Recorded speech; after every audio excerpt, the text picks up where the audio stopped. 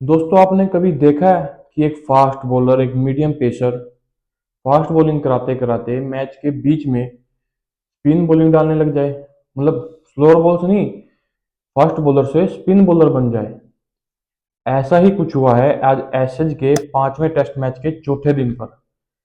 ब्यू Webster जो एक allrounder है और एक मीडियम पेसर है, ऑस्ट्रेलिया के लिए खेलते हैं। जो इसी मैच में इसी मैच में उनको खेलने का मौका मिला।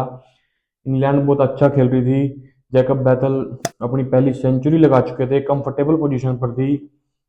मतलब पिच में भी ऐसा कुछ नहीं हो रहा था, लग नहीं रहा था कि विकेटें गिर पाएंगी। लग रहा था कि इंग्लैंड शायद ये मैच बचा पाए। कंफर्टेबल लग रहे थे सभी उनके बैट्समैन। तब पता नहीं किसका आइडिया था, ये स्मिथ का आइडिया था या वेबस्टर का ही आइडिया था। उनको लगा यार पेस बॉलिंग में ना मजा सा नहीं आ रहा, कुछ हो नहीं रहा, चलो स्पिन बॉलिंग ट्राई करते हैं। और उनके जो ऑलराउंडर ब्यू वेबस्टर हैं, वो मीडियम पेसर से स्पिन बॉलर बन गई। प्रॉपर जेन्युइन ऑफ स्पिनर फेंकी उन्होंने। और पहली ही बॉल पर, ओवर की पहली ही गेंद पर हैरी ब्रुक आउट हो गए। मतलब लगा कि शायद यार ये ब्लफ हो गया है इनके साथ।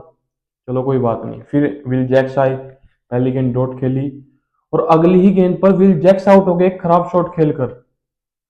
तीन ही गेंदों पर दो बैट्समैन को बाहर भेज दिया और इंग्लैंड आ गई बैकफुट पर।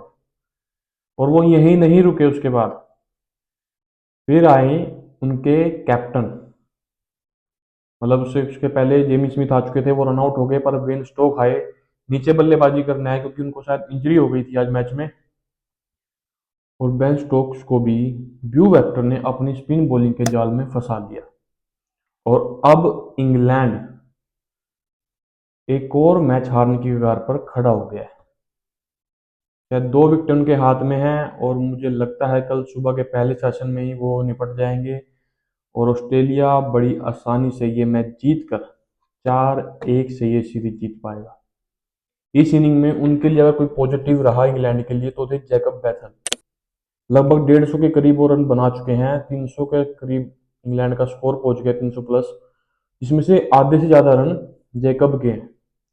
तो आप देख सकते हो कि ये बैटिंग लाइनअप ने क्या किया है। पूरी सीरीज में यही हाल रहा है इनका, चाहे इनके ओपनर हो, मिडिल ऑर्डर बैट्समैन हो, लो ऑर्डर बैट्समैन हो, किसी ने भी कंसिस्टेंटली रन मारे ही नहीं।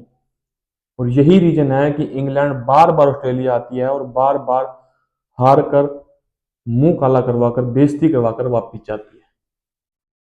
और हर बार हारने के बाद इनका यही एक वाव होता है कि हम अगली बार आएंगे तो ये कर देंगे, वो कर देंगे।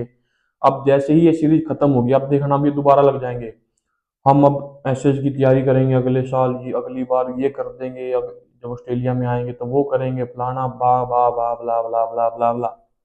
हर बार यही रहता है। इस सीरीज के लिए भी ये पिछले 4 साल से लगे हुए थे कि बेस बॉल एरा हमने स्टार्ट कर दिया है, जिसका मकसद मतलब ऑस्ट्रेलिया में जाके करना है ये वो। क्या हुआ? कुछ भी नहीं, जीरो परफॉर्मेंस।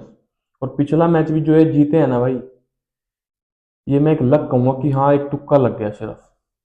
अगर शायद टॉस ना जीता होता, पहले बैटिंग ना करते वो, तो कुछ भी हो सकता। और वहां पर भी जैकब बैटल ने ही इंपॉर्टेंट 40 रन बनाए थे, 14 की जो पारी थी। अगर वो ना आती तो वहां पर भी ये हार चुके थे, 6 विकेटें गिर गई थी इनकी। अगर जैकब बैटल ऊपर नंबर 3 पर आकर बैटिंग ना करते तो। और अगर आपके पास ऐसे प्लेयर्स हैं जैकब बैथल, तो ओली पोप को आप इतने टाइम से खिलाए जा रहे हो। और मुझे हमेशा से ओली पोप एक एवरेज बैट्समैन लगता है। ओली पोप ऐसा बैट्समैन है, अगर आप उसको 10 टेस्ट मैच खिलाओगे तो किसी 2 इनिंग में वो आपको सेंचुरी एक बड़ा स्कोर ला के दे देगा, बाकी की 8-9 इनिंग में वो एक एवरेज है।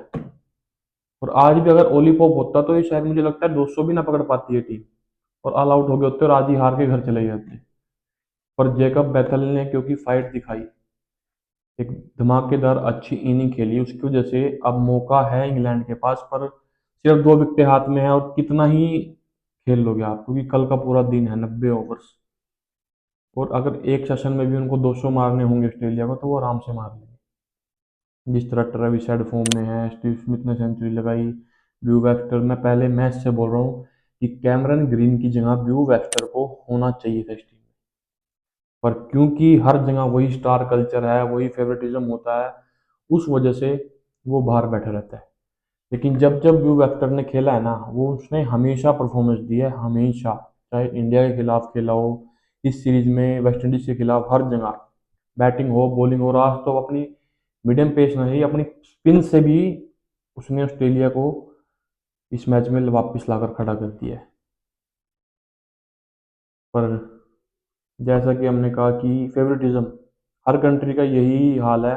हम इंडिया को बोल देते हैं कि यार इंडिया में स्टार कल्चर है, फेवरेटिज्म होता है, पर हर जगह यही होता है। कैमरन ग्रीन ने ऐसी कौन सी टेस्ट परफॉर्मेंस दी है अभी तक जो रेगुलर खेलता ही जा रहा है? और मुझे सिर्फ ये भी नहीं समझ में आ रहा कि आईपीएल में फ्रेंचाइजियां क्यों उसके ऊपर इतना पैसा लगाती है। पहले मुंबई ने लगाए, फिर आरसीबी ने 17-16 करोड़ लगाए, मुंबई ने भी इतने लगाए थे, और अब केकेआर ने। ना वो ऐसा कोई पावर हिटर है, ना उसकी कोई बॉलिंग इतनी कोई डेथ में अच्छी बॉलिंग फेंकता है, वो स्विंग करा देता है। नॉर्मल बॉलर है एक, और मिडिल ऑर्डर में या ऊपर आके आपको थोड़े बहुत रन बना देगा, पर उस उतना इम्पैक्ट उसने अभी तक जितना भी आईपीएल खेला है नहीं डाला है कहीं पर भी। हाँ, टीमों को ऑलराउंडर चाहिए था, कोई बड़ा नाम भी नहीं था इस बार आईपीएल ऑक्शन में, पर मुझे नहीं लगता कि इतना डिजर्व करता है कैमरन ग्रीन जितना हर बार उसके ऊपर पैसा लगाया जाता है। पर चलो, वो तो आईपीएल में पता लगेगा। आज तो यही है कि इंग्लैंड ने फिर अपनी बेकार घटिया बल्लेबाजी के कारण फिर इस मैच को गंवाने की कगार पर खड़े हो गए हैं, और ऑस्ट्रेलिया कल बड़े आसानी से ये मैच जीत जाएगा। क्या पता पहले सेशन में जीत जाए, पहले में तो दूसरे में तो जीत ही जाएगा, क्योंकि सिर्फ 2 विकेटें लेनी है और 150 अगर 200 रन भी बनाने होंगे तो वो एक सेशन में बड़े आराम से बना लेंगे।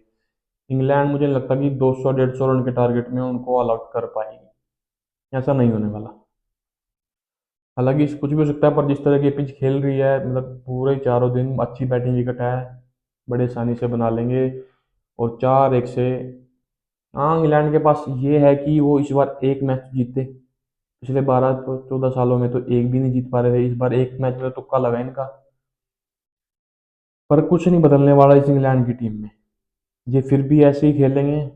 कोई छोटी टीम को पकड़ेंगे, अब ये बुलाएंगे उसको अपने घर पर, एक दिन में 350, 400, 500 रन मारेंगे, और फिर हल्ला मचेगा, बैट बॉल, जनरेशनल टैलेंट है, हैरी ब्रूक, ये वो। हैरी ब्रूक ने क्या किया इस सीरीज में?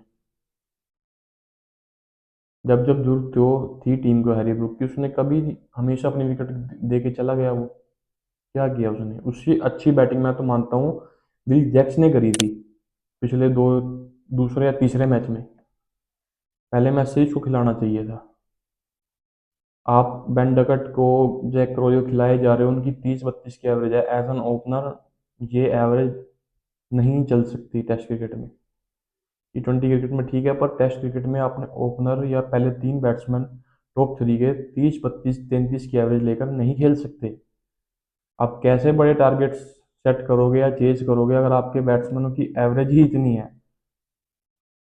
तो अब देखते हैं कल 3-1 ही रहेगा या फिर 4-1 हो पाएगा, या कोई जैकब बैथल कोई चमत्कार कर दे, कोई लंबी बड़ी पारी खेल दे, 200 रन बना दे, और ये मैच बचा पाए किसी इस तरह से, जो कि लगता नहीं है, पर होप कुछ भी हो सकता है। लेकिन अभी तो चांसेस यही है कि ऑस्ट्रेलिया कल 4-1 से ये ऐसे सीरीज जीत कर एक बार फिर इंग्लैंड को जलील करने वाली है।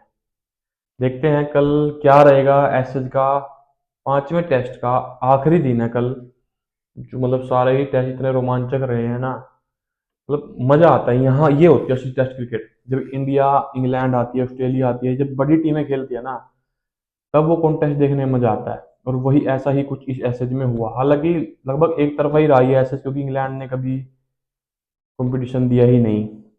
मतलब बॉर्डर गवास्कर में ज़्यादा मजा आता है, जब इंडिया यहाँ आई थी तब ज़्यादा मजा आता है। देखते हैं कल 4-1 होगा, 3-2 होगा, या 3-1 ही रहेगा, कल पता चलेगा उसका। तब तक आप देखते रहिए मेरी वीडियोस, लाइक कीजिए, सब्सक्राइब कीजिए। बाय।